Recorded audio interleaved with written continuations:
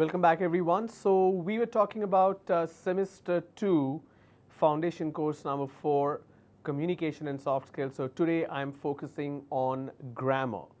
So we already saw what grammar is. I just want to do a quick recap on what grammar is. So what I'm going to do is I'm going to explain grammar, I'm going to explain parts of speech and show you certain examples in terms of grammar usage.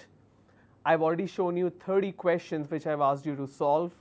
Once we are done with certain aspect of this, we'll go back and try to solve that question paper. All right. So what is grammar? Is grammar a rule? No, definitely not. Grammar is not a rule. In fact, no language has rules. Grammar is in fact is the system of a language. It's a whole system and structure of a language or the languages in general. So any language will have a system, a structure. It's not a rule as such. Then we had a quick look at the parts of speech with examples. So I explained what is noun, pronoun, adjective, verb, adverb, preposition, interjection and conjunction. I spoke about that. Now what I'm going to do is I'm going to speak about each of the parts of speech. I'm going to explain each of the part of speech with a lot of examples, so that you understand the structure, you understand the usage, and you do not make any mistakes, you end up learning. So first one, noun. Noun, as you know, name, any kind of name of a place, of a person, an animal, an object, anything that is noun. Now what are the types of noun? So the first one, so let me just put down all the types of noun and then I will explain in detail. The first one is the common noun. Common noun is something which is common in nature, as the name goes. For example, a boy, girl, a mountain is too, like the example that's given, the mountain is too tough to climb. So the mountain is a common noun. I'm going by train. The train is a common noun. I'm going to the playground to play cricket. So cricket is a common noun. Playground is a common noun. Wherever you have a common noun, you don't have to start the noun with a capital letter. All right. So anything that is common in nature in terms of noun, you don't have to have the first letter capital to denote that it's a noun. Second one is a proper noun. A proper noun is always names of places or name of a person. Now one important aspect in terms of proper noun is the pronunciation varies from place to place depending on where you belong. I want to show you one quick example in terms of proper noun. Say for example, I have this name which is April. Now April is a month. April is also a name of a person. It's a female name. All right. If you go to France, the word April is pronounced as Avril. All right. Same goes in terms of the name, say Iraq or Iran. All over the world we pronounce that as Iraq, right? This is how we pronounce Iraq or Iran. This is how we pronounce it. This is the pronunciation part. But in America, in United States, it's pronounced as Iraq or Iran. Okay, so the pronunciation changes from place to place because it's a proper noun. So proper noun is always name of a person, name of a place. Then we have abstract noun. Abstract noun is something which cannot be abstract like the name abstract goes. It's abstract in nature. You cannot touch it. You can't feel it. You can only explain about it. For example, happiness, sadness, fear, all this is abstract noun. So for example, it says fear is an obstacle. So obstacle can be real. I can have a physical obstacle. But abstract, the word fear is an abstract noun because you cannot see it, right? Next is count noun. This is important. Count noun, anything that can be counted is obviously a count noun. For example, the bottle is filled with water. What is noun count noun? Non-count noun is something that you cannot count. You cannot count water. You cannot count air. You cannot count tea, coffee. Then how do you put a count to it? In order to put a count to a non-count noun, you need the help of a count noun. Let me show you the example. So I have, let me get rid of this.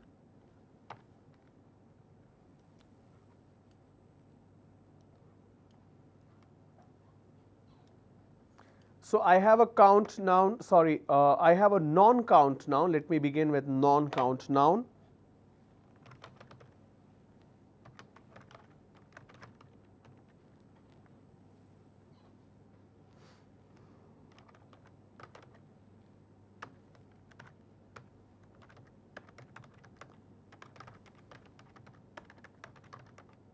So these are non-count noun, right? In order to put a number to it, to calculate it, I need the help of a count noun. For example,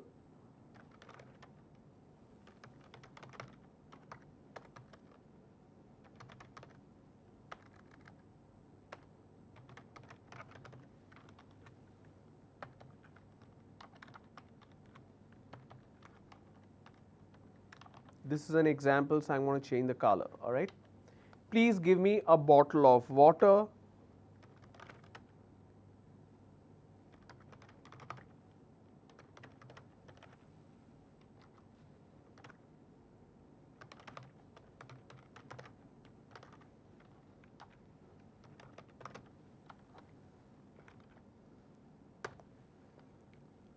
So please give me a bottle of water, please give me a cup of tea, I had a glass of orange juice. So this glass is a count noun because it's talking about a glass. I can change it. 2 glasses of orange juice. I had 3 cups of tea. Now it's becoming plural. Please give me a bottle of water. A bottle is count. This is non-count. Now in order to put a count to a non-count noun, I need the help of count noun. Alright, so remember it that way. The next one is collective. The team wants to celebrate. Now collective noun, there are certain aspects which you need to understand. Collective noun is a plural noun, but the plural is not denoted by adding s. Okay. Let me show you the example. For example, for a collective noun is an expansion of singular to plural. Say for example, I have box. Okay. Box will become boxes. So singular become plural. If I have pen, it will become pens.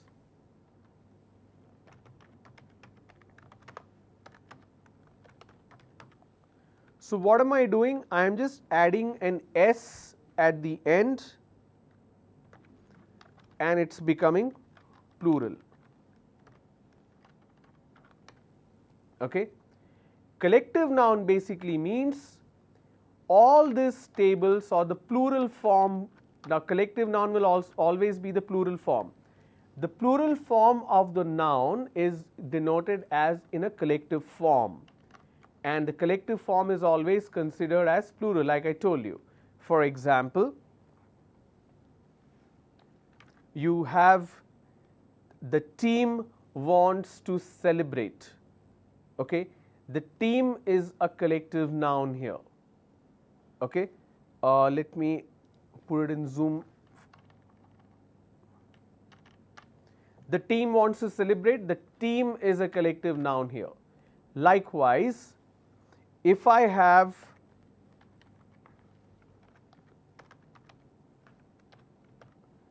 if I have the word which is, just a moment,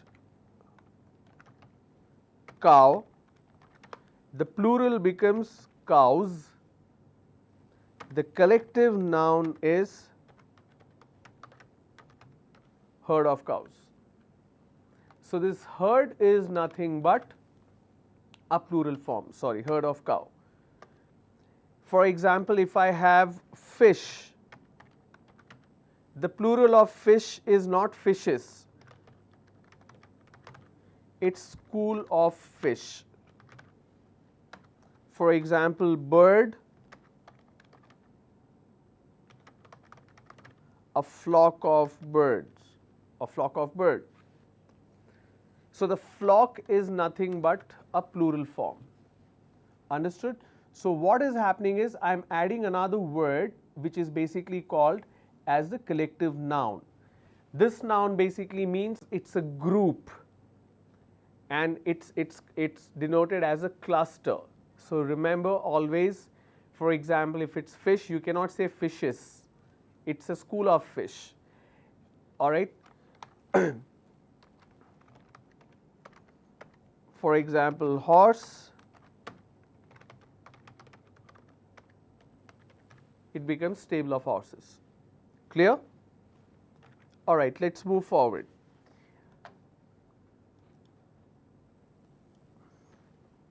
Then I have the plural form and the singular form. Now singular and plural, you just add an S or an ES or with an E, so ES, and that becomes a plural form, but there are certain exceptions. You cannot just directly say singular plural. All right, let's look at these examples. For example, if I have bottle, my plural form would be bottles, right? If I have monitor, my plural form is monitors. If I have mouse,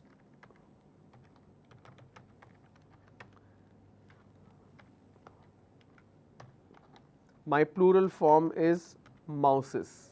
No, it is mice. Mice is the plural of mouse. If I have men, can I say, sorry, if I have man, can I say mans? No, I need to say men because that's a change. If I say woman, my plural form cannot be women's. No, it's women. That's a plural form. So singular form, plural form, you just don't add an S and make it plural. There is a shift in word as well, which you need to remember. Okay. For example, there's one common mistake that people do. Formula, formulae. Formulae is a plural form. It's not formulas. All right. So single form and the plural form, singular form, she won a lottery for 1 crore. They are going to the market. Now plural, she, he, she, it, that becomes they. Possessive, I am using Rahul's bike. Now that's a possessive noun. Rahul with an apostrophe S becomes a possessive noun. All right. Now possessive noun, how do you denote possessive noun? Possessive noun you denote with an apostrophe S. For example,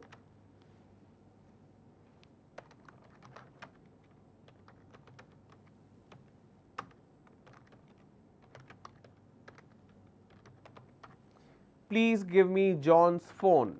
Now with an apostrophe S, that means it's a possession. It belongs to somebody else. Okay. Now if your word is ending with an S, then what do you do? For example,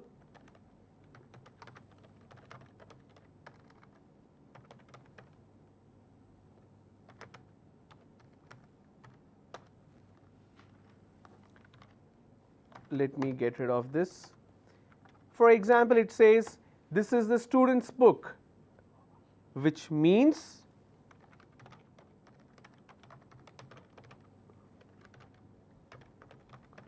this book belongs to the student. This is what it means. That's the meaning. So I'm going to change the color.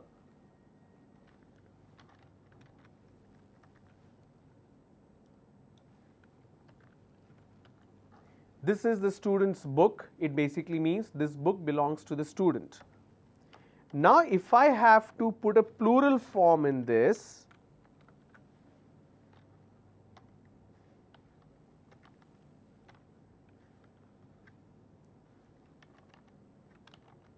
let me reduce the font size. If I want to change the form from singular to plural, this book belongs to the students. I am talking about multiple students here. So, will I say students, then apostrophe s? No. In that case, when there is a plural form after apostrophe, I don't need an s, which will be, this is the student's book.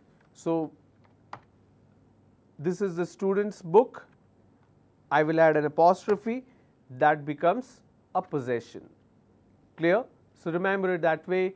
When you have a plural form with an s, you just put an apostrophe, you don't add an s after the apostrophe. So, in terms of a plural form, you don't have to do that. Okay? Moving on, in terms of possessive noun, that is what it is. Compound noun, basically two independent words that gets joined and becomes a third word. For example, the ceiling fan is not working. That's the example which I have mentioned. The ceiling fan is not working. Now, let me explain this example. I have one word which is ceiling. I have another word which is fan.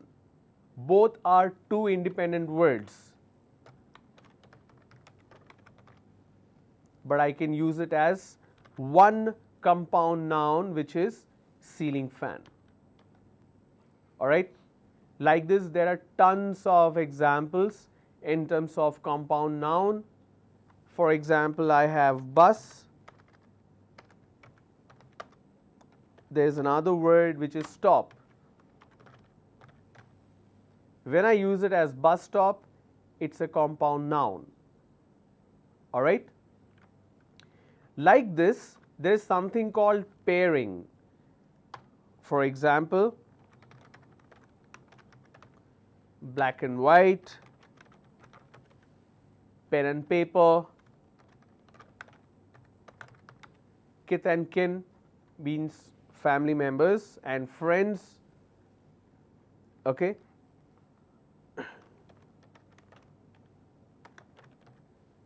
To and fro, pros and cons. So, these are pairing words. It comes in a pair. You will always see this in a pair and you will use the ampersand sign. What is this sign called?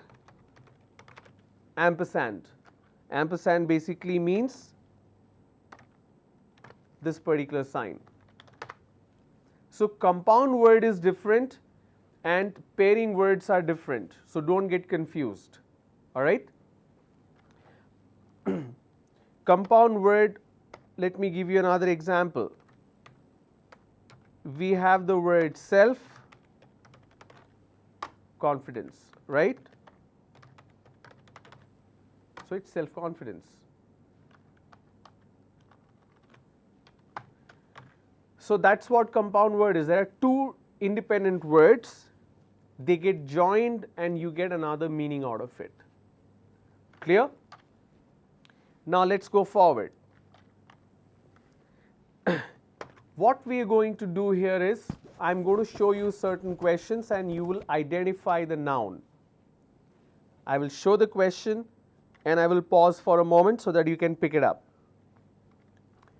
I missed the bus because I was late. pick the noun in this sentence.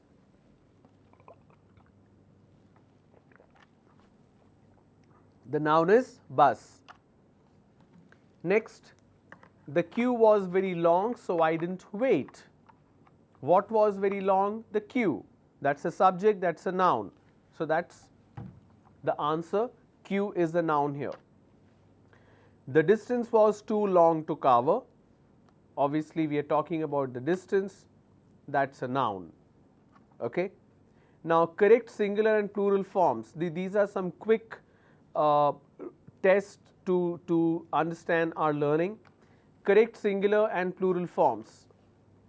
I went to the market and bought a lot of fruit or lot of fruits. Just read it, understand, and then respond. I went to the market and bought a lot of fruit or fruits. Obviously, it should be fruits because I am using a lot of. That's a plural form. Next, the dash in this city is unbearable. Is it traffic or traffics? I am talking about a lot of issues here. So, is it traffic or traffics? Obviously, it will be traffic. Why will it be traffic? There are certain words